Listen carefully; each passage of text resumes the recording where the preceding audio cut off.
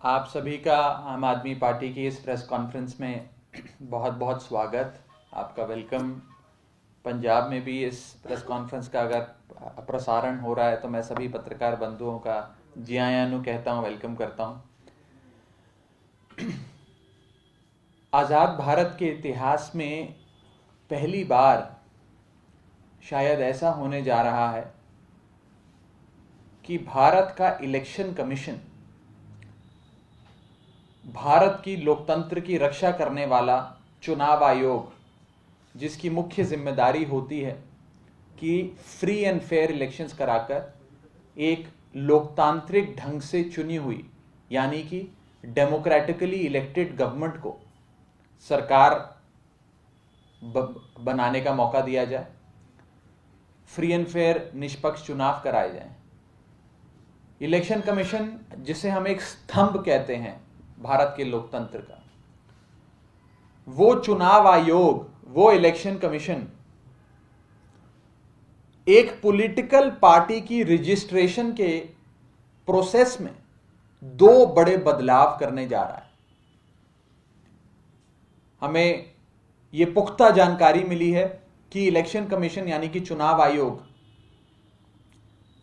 एक special treatment देते हुए पॉलिटिकल पार्टी के रजिस्ट्रेशन प्रोसेस में दो बड़े बदलाव करने जा रहा है।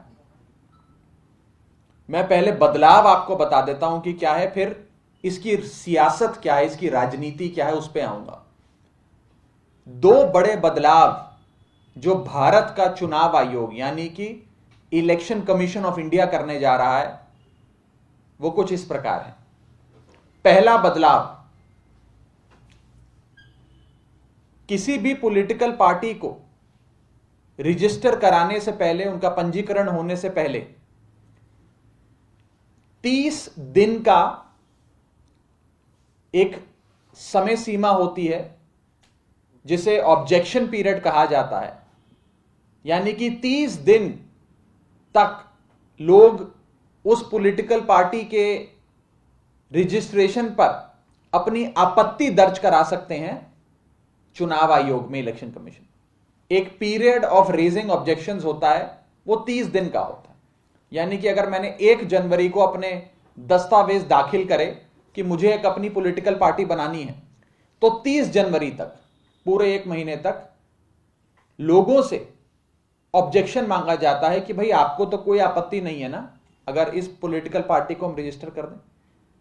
भारत का चुनाव आयोग एक स्पेशल ट्रीटमेंट करते हुए इस 30 दिन के 30 डेज के पीरियड को घटाकर 7 दिन कर रहा है, 1/3 से भी कम कर रहा है, और मात्र 7 दिन का ऑब्जेक्शन पीरियड वो करने जा रहे हैं खास पॉलिटिकल पार्टी को रजिस्टर करने के लिए। दूसरा बड़ा बदलाव जो चुनाव आयोग, इलेक्शन कमीशन करने जा रहा है वो है मॉडल कोड ऑफ कंडक्ट लगने के बाद, यानी कि आचार संहिता लगने के बाद, यानी कि चोण जाब्ता लगने के बाद और चुनाव से मात्र 25-27 दिन पहले एक पॉलिटिकल पार्टी को रजिस्टर करने जा रहा है। पहली बार हम देख रहे हैं कि election commission model code of conduct लगने के बाद, यानी कि चुनावों की औपचारिक अनाउंसमेंट, फॉर्मल अनाउंसमेंट होने के बाद एक पॉलिटिकल पार्टी को रजिस्टर करने जा रहा है।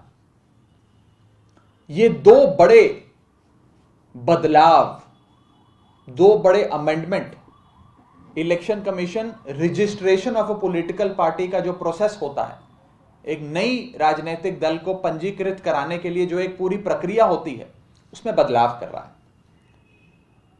अब इससे कुछ सवाल खड़े होते हैं।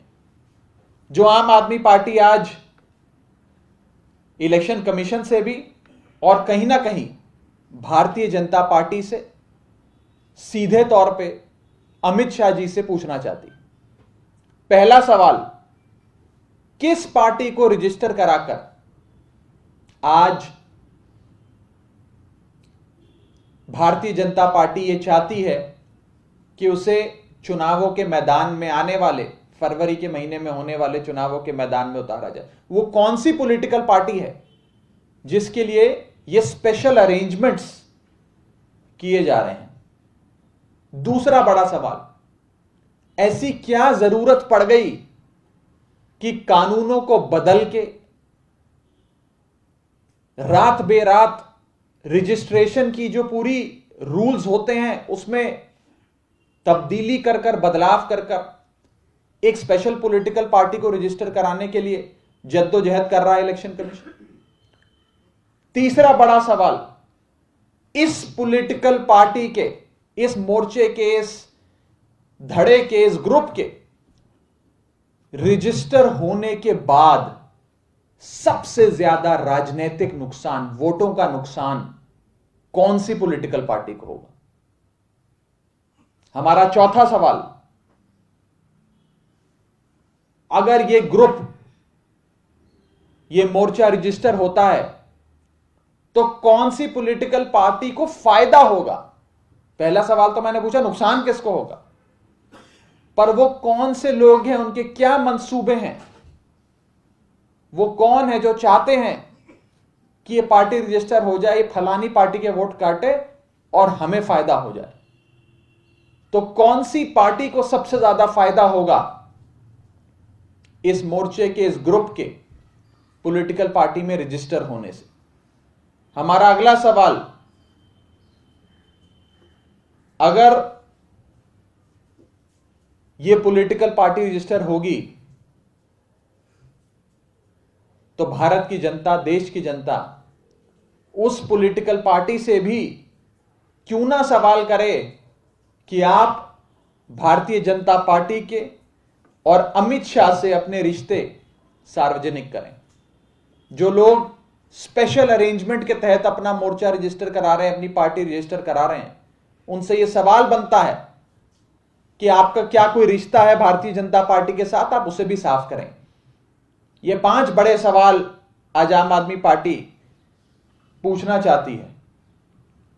और आप में से जो लोग पंजाब सियासत को लगातार देखते आए हैं, समझते आए हैं, उस पे अपनी पत्रकारिता, अपना जर्नलिज्म करते आए हैं, आप ये बात अच्छे से समझेंगे कि भारतीय जनता पार्टी किसी भी स्तर तक जाएगी, किसी भी एक्सटेंट तक जाएगी आम आदमी पार्टी को पंजाब में सरकार बनाने से रोकने के लिए। भारतीय जनता पार्टी ने पहले सोचा कि शिरोमणि अकाली दल को आगे करके शायद हम आम आदमी पार्टी को रोक सकें। आम आदमी पार्टी नहीं रुकी। फिर भारतीय जनता पार्टी ने सोचा कि कांग्रेस पार्टी को आगे करते हैं, लेकिन कांग्रेस पार्टी भी आम आदमी पार्टी को रोक नहीं पाई। फिर भारतीय जनता पार्टी ने कैप्टन अमरिंदर के साथ मिलकर अपना एक मोर्चा तैयार किया, अपना एक ग्रुप तैयार किया, और उनका वो ग्रुप, उनकी वो अलायंस भी आम आदमी पार्टी को दूर दूर तक रोक नहीं पा रहा। तो अब कहीं ना कहीं बीजेपी एक नई फॉर्मेशन, एक नई पॉलिटिकल फॉर्मेशन पंजाब में लाने के लिए तमाम तरीके की फैसिलिटेशन, तमाम तरीके की रियायतें, तमाम तरीके की रिलीफ आज देने जा रही है, ताकि कोई पार्टी रजिस्टर हो जाए जो 1 महीने से पहले रजिस्टर नहीं हो सकती, ताकि एक पार्टी रजिस्टर हो जाए चोण जाब्ता लगने के बाद, यानी कि इलेक्शंस की अनाउंसमेंट होने के बाद। हमने भी अपनी पॉलिटिकल पार्टी को बड़े समय पहले रजिस्टर नहीं कराई थी, कुछ ही साल हुए हैं आम आदमी पार्टी को रजिस्टर हुए। हमारे लिए तो बड़ा लंबा प्रोसेस था, महीने लग गए। हमने एप्लीकेशन दी, एप्लीकेशन आई, उसमें करेक्शंस थे, उसमें कुछ प्रॉब्लम्स थी, उसे दुरुस्त किया, सिग्नेचर में कुछ क्वेरीज थी, उसे दुरुस्त किया, फिर 30 डेज का नोटिस पीरियड होता है, ऑब्जेक्शन पीरियड होता है, कई हफ्ते लग गए। लेकिन अब मॉडल कोड ऑफ कंडक्ट लगने के बाद, इलेक्शन अनाउंस होने के बाद 2 बड़े बदलाव करके रजिस्ट्रेशन प्रोसेस को सिंपल किया जा रहा है, इजी किया जा रहा है, कन्वीनियंट किया जा रहा है किसी एक खास ग्रुप के लिए, एक पॉलिटिकल फॉर्मेशन के लिए। यह आम आदमी पार्टी का सीधा आरोप है। और ये 5 बड़े सवाल आज आम आदमी पार्टी पूछना चाहती है भारतीय जनता पार्टी से, इलेक्शन कमीशन से, और वो खुल के साफ तौर पे इन सवालों के जवाब हमें दें। आपका कोई सवाल हो तो आप पूछ सकते हैं।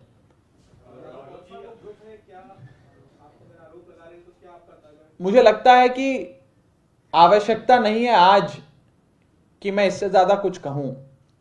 वो कौन सा मोर्चा है, कौन सा ग्रुप है, कौन सी पॉलिटिकल फॉर्मेशन है, वो कुछ ही दिन में आपको पता लग जाएगा, क्योंकि कानून में बदलाव करके इलेक्शन कमीशन एक स्पेशल ट्रीटमेंट देता हुआ इन लोगों को फैसिलिटेट कर रहा है, इन लोगों की पॉलिटिकल पार्टी बनाने के लिए, कानून को ताक पे रख के। तो कुछ ही दिन में मुझे लगता है आपको पता लग जाएगा। और पंजाब में हर आदमी जानता है कि भारतीय जनता पार्टी आम आदमी पार्टी को रोकने के लिए हर एक्सटेंट तक जाएगी। ये सवाल आपने भाजपा से पूछे हैं या किसी नेता से पूछे? ये सवाल हमारे इलेक्शन कमीशन से हैं, ये सवाल हमारे भारतीय जनता पार्टी से हैं, क्योंकि मेरा सीधा सवाल है कि इस पार्टी के रजिस्टर होने से सबसे ज्यादा फायदा कौन सी पार्टी का है और सबसे ज्यादा नुकसान कौन सी पार्टी का? यह पार्टी किसके वोट काटेगी? कहीं ना कहीं ऐसा नजर आता है कि यह पार्टी सिर्फ आम आदमी पार्टी के ही वोट काटेगी, सिर्फ आम आदमी पार्टी को हराने के लिए, सिर्फ आम आदमी पार्टी को रोकने के लिए। ऐसा लगता है कि यह पूरी कवायद चलाई जा रही है कि कानून में तब्दीली कर कर, बदलाव कर कर, कुछ दिनों में ही चुटकी बजाते हुए एक नए मोर्चे को, एक नई पार्टी को मैदान में उतारा जाए, कहीं आम आदमी पार्टी के कुछ वोट काट ले। इस सोच के साथ, आम आदमी पार्टी को कमजोर करने के लिए, इस सोच के साथ एक पॉलिटिकल पार्टी को रजिस्टर कराया जा रहा है। पंजाब से जो लोग आते हैं वो सब समझ रहे हैं कि मैं क्या कह रहा हूं। कौन सी पार्टी को आज भारतीय जनता पार्टी चाहती है कि यह पार्टी रजिस्टर हो जाए ताकि आम आदमी पार्टी को नुकसान हो। राघव जी, आज बलवीर राजेवाल का इंटरव्यू आया है एबीपी में। उन्होंने कहा है कि मेरे को चेहरा बनाना चाहते थे अरविंद केजरीवाल, लेकिन कुछ टिकटें ऐसी थी जो कि मुझसे मेरे इजाजत के बगैर दी जा रही थी। तो इसका मतलब वो कह रहे हैं कि आम आदमी पार्टी में भी टिकट बेची जा रही है। फिर से उन्होंने आरोप लगाया आप पे। अरविंद केजरीवाल जी ने कल एक बात कही थी अपनी प्रेस वार्ता में। पहली चीज उन्होंने कही कि आम आदमी पार्टी में ना तो टिकट बेची जाती है, ना टिकट खरीदी जाती है, और अगर कोई शख्स आम आदमी पार्टी का नाम इस्तेमाल कर कर लेन देन करने की सोचता भी है, कोशिश भी करता है, तो उसे आम आदमी पार्टी बख्शेगी नहीं। अरविंद केजरीवाल जी बख्शेंगे नहीं। दूसरा, मैं दोहरा रहा हूं अरविंद केजरीवाल जी ने क्या कहा। अगर कोई शख्स बेबुनियाद झूठे आरोप लगाएगा, चुनाव से पहले अरविंद केजरीवाल और आम आदमी पार्टी पर कीचड़ उछालने की कोशिश करेगा कि टिकट बिक गई, टिकट खरीद ली, टिकट बेच दी, उस शख्स को भी हम छोड़ेंगे नहीं। हर संभव कार्रवाई करेंगे। ना सरकार बनने से पहले छोड़ेंगे और ना सरकार बनने के बाद छोड़ेंगे। यह मैं साफ तौर पे कहना चाहता हूं। और वो शख्स आज तक पैदा नहीं हुआ और वो रकम आज तक बनी नहीं जो अरविंद केजरीवाल को या आम आदमी पार्टी को खरीद ले। यह मैं साफ तौर पे कहना चाहता हूं। सर, आज अरविंद केजरीवाल ने पंजाब में एक नंबर भी जारी किया है कि पंजाब की जनता बताए कि सीएम का चेहरा कौन होगा। इस पर बीजेपी नेता मनजिंदर सिंह सिरसा ने कहा है कि भगवंत मान को धोखा दिया जा रहा है और खुद अरविंद केजरीवाल सीएम बनना चाह रहे हैं पंजाब। देखिए, 5-7 दिनों की बात है। ये नंबर हमने जो जारी किया है, इस पर 17 तारीख तक पंजाब की आवाम, पंजाब सूबे के लोग, उनका अगला मुख्यमंत्री कौन होगा उसका नाम हमें बताएंगे। अरविंद केजरीवाल जी ने खुद साफ किया कि वो इस पूरी दौड़ से अपने आप को अलग करते हैं, कि वो दौड़ में ही नहीं है। विपक्ष के पास आज पंजाब में कोई मुद्दा नहीं है। सच्चाई ये है, हम जो चीज अनाउंस करते हैं, जिस चीज की घोषणा करते हैं, जिस भी वादे का ऐलान करते हैं, जनता का सीएम चुनने के लिए कोई प्रोसेस का ऐलान करते हैं, हमारे विपक्षी जो बेचारे मुद्दा लेस हैं, इशू लेस हैं, वो उसी में मीम निकालने में लग जाते हैं। उन बेचारों के पास कुछ बचा नहीं, वो क्या करें। मुझे तो कभी कभार ऐसे नेताओं पे जिनका आपने नाम लिया, उनको, उनकी शक्ल देख के दुख होता है, दर्द होता है उन पे। मेरे को they have my sympathies, I feel bad for them. बेचारे कुछ कर ही नहीं पा रहे, क्या करें, उनको बोलने दीजिए।